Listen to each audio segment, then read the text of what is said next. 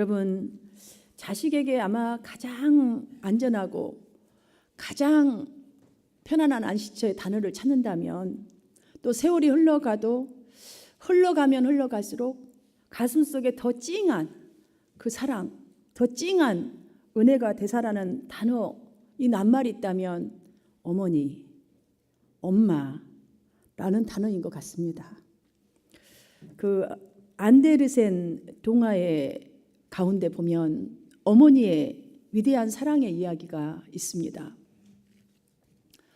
아마 아기를 갓난 그 젊은 엄마의 이야기인 것 같습니다. 아기가 아파서 밤에 잠도 못 자고 간호하고 있는데 늦은 저녁인데 어떤 노인이 찾아와서 너무 배가 고프다며 먹을 것을 달라고 하지요. 그 구걸하는 소리가 너무 불쌍한 마음이 들어서 잠시 부엌에 나가서 노인에게 줄 음식을 막 차립니다. 차려서 와보니 노인이 그 아픈 아들을 데리고 어디론가 사라져 버린 것입니다. 이 젊은 어머니는 아들을 찾아 나섰다가 발을 잘못 디뎌서 호수에 빠져버리지요. 이때 요정이 나타납니다. 나에게 두 눈을 준다면 호수를 건너게 해주겠다고. 이런 제의를 하자 이 젊은 엄마는 자식을 찾으려는 일념 하나로 두 눈을 다 뽑아서 줍니다. 그리고 나서 호수를 건너지요. 그런데 이제 앞을 볼 수가 없습니다. 그래서 이제 계속 걸어가다가 잘못 뒤져서 계곡으로 추락을 했습니다. 그랬더니 가시나무가 제의하기를, 어머니의 가슴은 사랑으로 뜨겁다 한다는데 나의 얼어빠진 이 몸을 녹여준다면 내가 구해서 갈 수 있도록 해주겠다라고 합니다. 그러자 어머니는 참 빠져서 떨어져서 또 가시 밑에 찔렸으니 얼마나 많이 찔렸겠어요. 그런 몸으로 가시나무를 얼싸안았으니 여러분 짐작되시지요?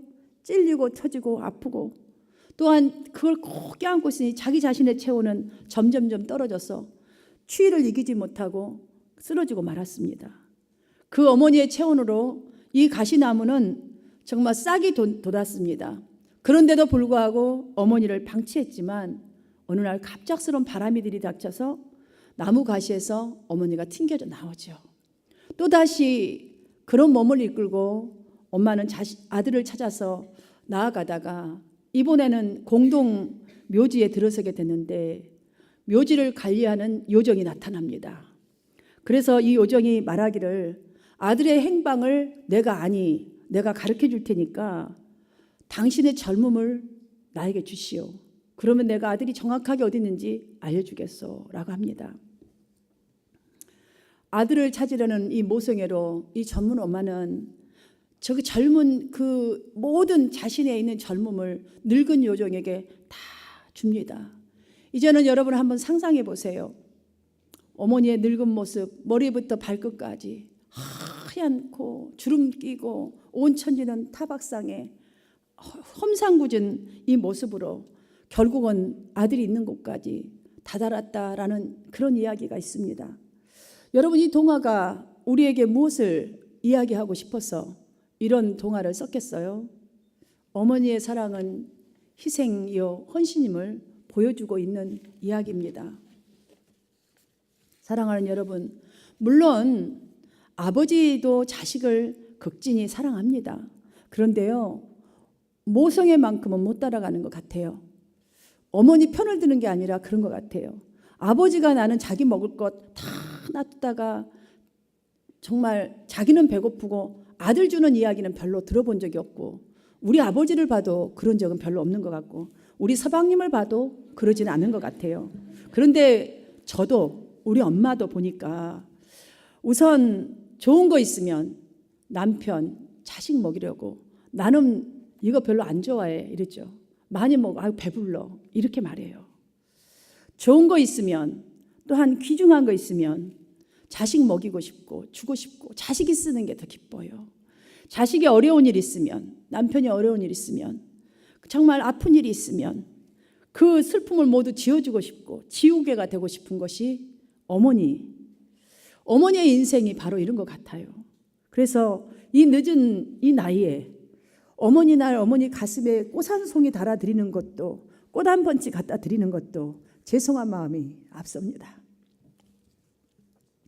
제가 생각해 보니까 내가 우리 엄마 생각하면서 흘린 눈물을 본다면 이 냅킨 한 장에도 아마 다 젖지 않았던 것 같아요.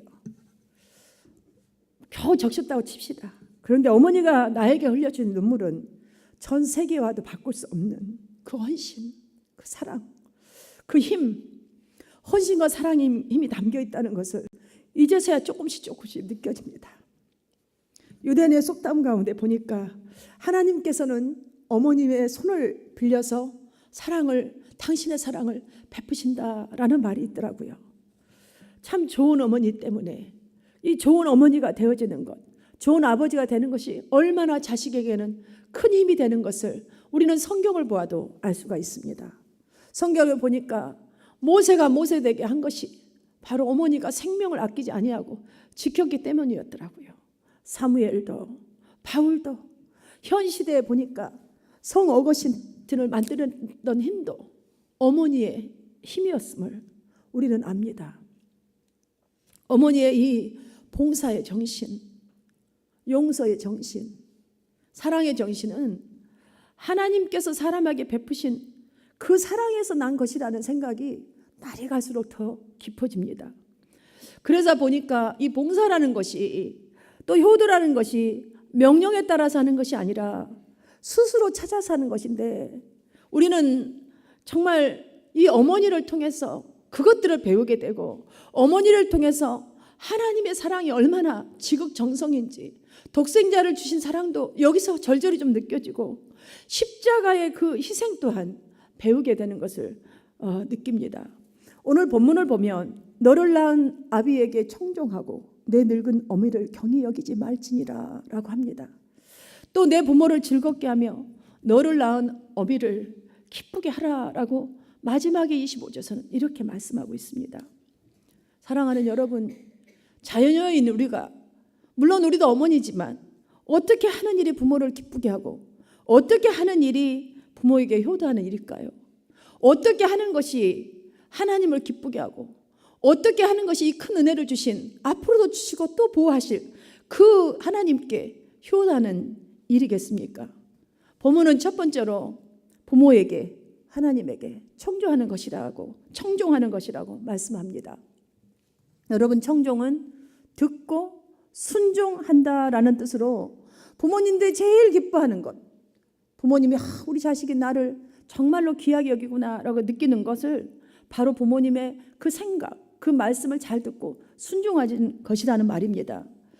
사실 효도라는 것을 생각해 보니까 부모에게 지혜를 배우는 것과 같은 것이 효도라는 생각이 듭니다. 부모의 삶을 통하여서 물론 부모님들이 버려야 할 것도 있죠. 또한 취해야 될 것도 있죠. 부모에게서 우리는 부모의 삶을 통해서 부모의 좋은 것과 버려야 할 것을 배우니 그래서 효도는 어떻게 보면 쉬운 일일 수도 있습니다.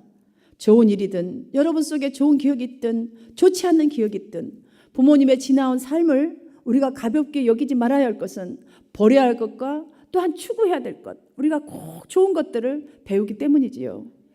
그런데 요즘에 보면은 저도 참 이런 생각을 많이 했었어요. 요즘에 많은 사람들이 효도의 개념이 내가 잘 되는 것이 부모에게 효도하는 것, 물론 맞는 것 같아요. 내가 행복하게 살아주는 것이, 행복하게 사는 것이 부모에 대한 효도라고 생각하는 것, 이론적으로는 참 맞는 것 같습니다.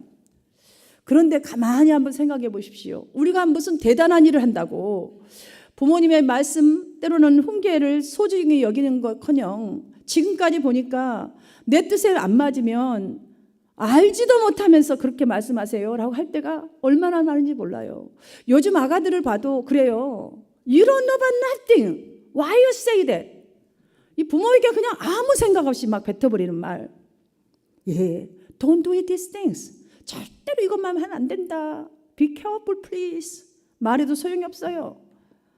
그렇게 훈계하면 자신의 일을 가로막는다고 아예 부모를 그냥 X 막 해가면 욕하잖아요.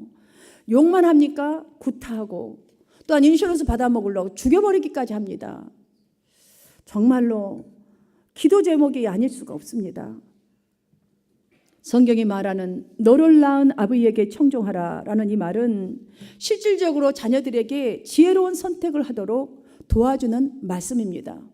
비록 우리에게 안 맞는 현실이라면 부모님이 얼마나 나를 지금 근심하고 걱정하며 기도하고 있는가, 맞는 말씀이라면 또 따라야 하는 좋은 교훈이 아니겠습니까? 왜냐하면 훈계는 듣는 데서 끝나는 것이 아니라 바른 길로 인도하는 그 마음을 따라 행위로 드러내는 노력이 따르기 때문입니다. 그래서 성경은 하나님의 법이 마음에 있으면 그 걸음에 실족함이 없다라고 말씀해 주고 있습니다. 사랑하는 여러분, 우리가 사실 때로는 부모님들이요, 특별히 엄마들이 더 그럴 수 있어요. 많은 말을 더 많이 해줘요, 아빠보다는. 물론 상황에 맞지 않는 말을 하실 때도 있습니다. 지금 현실하고 맞지 않는 말, 어머니 사셨던 그 시대를 생각하고 하시는 말씀일 때도 있어요.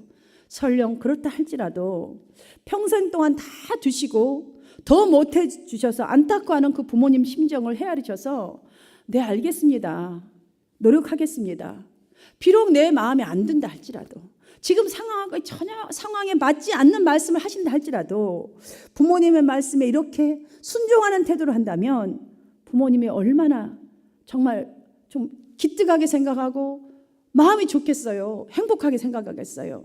이 태도를 버리지 않는 것이 청종하는 일이라고 생각됩니다. 사랑하는 성도 여러분, 이것이 바로 자식의 도리인 줄 믿습니다. 두 번째로는 어머니를 기쁘게 하라라고 말씀해 주고 계십니다. 저는 짐승들을 한번 생각해 보고 날아다니는 이 새들도 한번 생각해 봤어요. 어느 날 텔레비를 보니까 이 개를 키웠는데 주인이 죽었어요. 그런데 그 죽은 자리에서 그 파묻은 자리에서 개가 움직이지도 않고 그걸 끝까지 지키고 있는 모습을 보면서 야, 참 미물들도 이렇게 주인을 알아보네, 이런 생각이 드는데요. 한번 여러분 짐승과 이 새들을 보세요. 짐승을 낳든 아니면 알을 깨고 태어났든 대부분 짐승들은, 이 미물들은 두세 살만 부모가 돌봐주면 새끼들은 다 걸어다니고 날아다니고 제 몫을 하더라고요. 그런데 우리 사람을 한번 생각해 보세요. 사람을 보면 1년이 되어서 겨우 우리 손자를 보니까 서고요, 그냥 그 서도 어디 잡고 서야지 흔들흔들 하고 있고, 한 그릇잠을 뛰도 달달달달달 떨면서 엄마의 손이 딱 필요한 그럴 정도더라고요. 사람 구실하려면 32년이 걸려야 사람 구실을 한다는 말이 있습니다. 그런 것 같습니다. 대학교 졸업하고 직장 잡고 결혼하고 그때서야 겨우 내 생활 내가 할 수 있는 그런 나이밖에 안 되는 거예요. 이 하나만 보더라도 우리의 자식들은 부모님의 도움이 없이는 오랜 동안 두 발로 설 수도 없는 존재라는 것이 느껴지지 않습니까? 어머니는 자신 나름대로 죽을 힘을 다해서 자식을 낳았고 온갖 고생을 나름대로 그 상황 속에서, 우리는 엄마가 뭐 해줬어라고 하지만 본인의 자신 상황에서 온갖 고생을 다하시면서 우리를 키우신 거예요. 그러하기에 성경은 자녀인 우리를 향해서 부모를 기쁘게 하라라고 하신 것인 줄 믿습니다. 이것은 선택이 아니라 하나님의 명령입니다. 왜 이렇게 명령하셨겠어요? 어머니는 가정의 축복의 통로이시기 때문입니다. 하나님은 여인을 만들 때에도 정말 그 남편의 갈비뼈 하나를 하시고, 또한 가정을 할 때도요, 돕는 자가 없으면 남편 절대 설 수 없습니다. 그래서 축복의 통로인 것이에요, 어머니가. 사랑하는 여러분, 또 성경은 이렇게 말합니다. 어머니가 얼마나 기뻐하는 것이 무엇인지, 행복한 것이 무엇인지를 이렇게 표현했다고 봅니다. 지혜로운 자식을 낳는 자는 그를 인하여 즐거울 것이라 라는 이 말씀에 보면, 지혜로운 자식을 가진 어머니는 그 자식으로 인하여서 기쁨을 누린다는 말이 아니겠습니까? 그 예로 저는 이 사람을 들고 싶습니다. 마테 링크의 명작인 파랑새라는 이 소설의 주인공에 보면 소년의 말을 제가 여러분에게 옮겨주겠습니다. 세상에는 어머니라는 고마운 분이 있다. 어머니 눈에서 흐르는 보배로운 물이 있는데 그 물이 흘러서 모든 자녀를 구해내고 또한 모든 자녀를 어려움에서 걸러내는데 그 물은 눈물이라고 한다. 어머니 눈물이라고 한다라고 했습니다. 그렇습니다. 보니까 엄마는 자녀를 낳는 대로 피를 다 흘려요. 피를 흘려요. 눈물뿐만이 아니라 피를 흘려요. 예수님의 사랑 느껴지지 않습니까? 그 고통의 눈물, 피. 자녀를 키운 데는요, 피를 말려요. 제가 보니까 눈물은 마른 날이 없고 피를 말리더라고요. 피를 말려요. 그런데 이런 말이 있잖아요. 물속에 사는 고기가 물의 혜택을 모르고 삽니다. 마땅히 당연한 듯. 우리 태양 밑에 사는 인간은 어떻습니까? 매일 태양아 고맙다. 이렇게 사나요? 이렇듯이 정말 우리 하나님이 당신의 자식도 우리 하나 구원하려고 십자가를 내어주시고 찢기시고 다 피를 흘려주셨단 말이지요. 막 가슴을 조아리며 많은 핍박을 받으면서도 해내셨단 말이죠. 용서해 주시고 사랑해 주시고 인도해 주시고 보호해 주시고 축복해 주시고. 어머니 한번 보십시오. 당신의 누릴 것 포기하고 해 주셨어요. 그런데 우리는 못 받았다고 난리법석입니다. 어머니의 사랑, 은혜 깨닫지 못하고 내가 혼자 스스로 잘 크고 이마만큼 산 것으로 착각할 때가 너무나 많은 인생을 내가 살았더라고요. 이제는 이 나이 정도 되니까 엄마라는 말만 들어도, 엄마 생각만 해도 눈시울이 뜨거워지는 것은, 가슴에서부터 눈물이 나는 것은 예전에는 몰랐어요. 예전에는 내가 엄마가 되고 보니까, 자식을 키워보고 장가를 보내보고 이렇게 보니까, 아무 생각 없이 말하는 자식의 말에도 엄마 가슴이 철렁 내려앉았었겠구나. 내가 했던 이 말에도 엄마가 가슴이 철렁 내려앉았었겠구나. 공감이 됩니다. 노아는 나하고 상관없다고 늘 생각하고 살았지만 벌써 내게 노안이 와서 글씨를 여러 번 하게 보내도 글씨가 틀린 것이 한두 가지가 아니더라고요. 바느질 하려고 바늘구멍 하나 끼려고 해도 돋보기를 끼워도 한참을 들여다봐야 끼는 이 현실을 통해서 어머니의 가슴이 저림이 무엇인지 인자서 좀 느껴지고, 어머니가 기뻐한 것이 큰 것이 아니라 이것이었는데 이제야 조금 깨달아지니까 자꾸 엄마 생각하면 눈물이 납니다. 또 자주 여기저기 아프셔서 병원에 입원하셔도 그래도 자식들 곁에 있어야 되는 소중한 존재, 힘이 되는 존재인 것을 이제야 조금씩 알게 됩니다. 이거 조금 알게 되니까 하나님이 굳이 명령하시지 않으셔도 마땅히 해야 될 게 효도구나. 마땅히 해야 될 게 자식의 도리, 부모를 공경하는구나. 이것이 좀 생각되고, 효도는 대단한 것이 아니구나 라는 것이 좀 느껴집니다. 하나님을 공경하는 것도 우리가 대단한 것이 아니구나, 이것도 느껴집니다. 하나님께서는 당신의 자녀인 우리 성도가, 저와 여러분이 할 수 없는 위대한 일을 이루라고 하신 적이 없습니다. 여러분, 우리 부모에게도 마찬가지입니다. 전화할 때 정말 부모님 매일 전화드리면 그렇습니다. 뭐하러 매일 전화하니? 특별한 일도 없는데, 별일 없다, 바쁜데 일 보렴. 별로 할 말이 없어도 여러분 그냥 전화드리는 것이 부모 공경이고 효도더라고요. 하나님도 마찬가지예요. 우리가 이유가 있어서 하나님 찾고 기도하는 것이 아니라, 나의 하나님, 생명을 바치면서 나를 구원하신 하나님, 나를 끝까지 보호하신 하나님, 나와 함께 하신 그 능력의 하나님이시니까 그냥 찾는 거예요. 그냥 주님 앞으로 그냥 나오는 거예요. 이게 하나님 사랑입니다. 공경입니다. 뭐하러 바쁜데 이렇게 자주 오냐? 어제 전화했잖니? 뭐하러 오니? 너 안 와도 너만 잘한다. 길 막히니까 오지 마라 하셔도 그저 자주 뵙는 것이 저는 효도라고 봅니다. 이제 틀리라서 고기 씹는 것도 힘들다. 비싼 고기 뭐하러 사냐? 딱딱해서 씹지도 못하고만 하셔도 고기 사드리는 것이, 어머님이요 돈 쓸까 봐 그러는 거예요. 요새 갈비값 비싸잖아요. 그래서 그런 것이지 틀리도 잘 씹어요. 여러분들, 엄마 그래? 죽이나 먹어야지. 죽도 안 쏟아줘요. 죽도. 여러분 사랑하는 여러분, 부모님이 하지 마라 한 것은요, 하라는 소리예요. 그냥 기쁘게 해드리는 것, 지혜로운 자식의 행동인 줄 믿습니다. 사랑하는 성도 여러분, 효도는요 내 생각대로 하는 것이 아니에요. 하나님을 경외하는 것, 내 생각대로 하는 것이 하나님 경외하는 거 아니에요. 부모를 측은히 여기는 것, 이거 효도 아니에요, 여러분들. 효도는 어떤 공식이 있는 것도 아닙니다. 그러니 그저 부모님이 무엇을 기뻐하시는지 그냥 파악하는 거예요. 하나님이 무엇을 기뻐하시는지 좀 파악하려고 노력하고, 부모님이 주셨던 그 끊임없는 사랑, 은혜, 그것을 다시금 한번 우리가 좀 걸러서 좀 생각하는 거예요. 그래서 좀 하는 거예요. 그냥 하나님의 사랑도 하나님의 경외함도 똑같은 거라고 봐요. 여러분, 어머니의 사랑이 오늘 나를 있게 한 이 원천임을 잊지 마시기를 바랍니다. 오늘 이만큼 살고 이만큼 있는 것도 하나님의 사랑이요, 하나님의 은혜의 원천임을 다시 한번 여러분 이 시간 기억하시기를 주님 여러분 축복합니다. 오늘 성경은 그런 우리에게, 자녀된 우리에게 이렇게 말합니다. 첫 번째로 부모에게 청종하라고 합니다.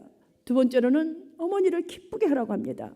하나님께서는 하나님을 그 뜻을 행하는데 그 대리자로, 그리고 하나님의 뜻을 이루는 그 존귀한 가정, 거룩한 가정을 이루도록 부모를 대리자로 세우셨습니다.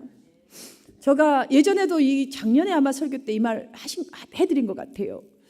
세상에 미물인 비둘기에게도 세 가지 예가 있고 미물인 까마귀에게도 반표효가 있다는 중국 속담이 있습니다.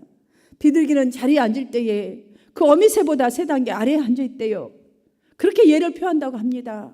까마귀는 늙어서 늙은 어머니를 봉양할 때에 정말 까마귀는 늙은 어머니를 본인 스스로가 자녀인 그 까마귀들이 봉양을 한다요. 거기다 딱 둥지에다 모셔놓고, 미물조차도 자기의 부모에게 대해서 이 같은 효도를 하는데, 우리는 누구입니까? 하나님께서요 모든 자식들에게 이렇게 약속했습니다. 너는 내 하나님 여호와께서 명령한 대로 내 부모를 공경하라. 그리하면 내 하나님 여호와가 내게 준 땅에서 내 생명이 길고 복을 누리리라.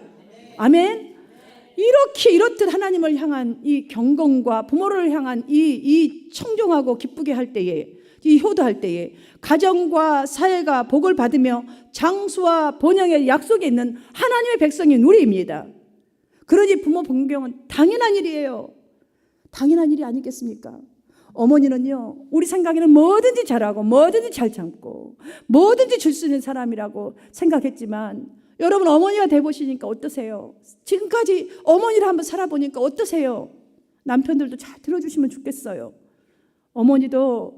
어머니인 우리도, 자식인 우리처럼 어머니도 힘들고요, 배고프고 속상했어요. 그래도 자식을 위한 그 사랑 때문에 부단히 참았어요. 배고픔도 참았고 속상함도 참았고 말하고 싶은 것도 참았고 야단치고 싶은 것도 참았고 견디고 희생하신 것입니다.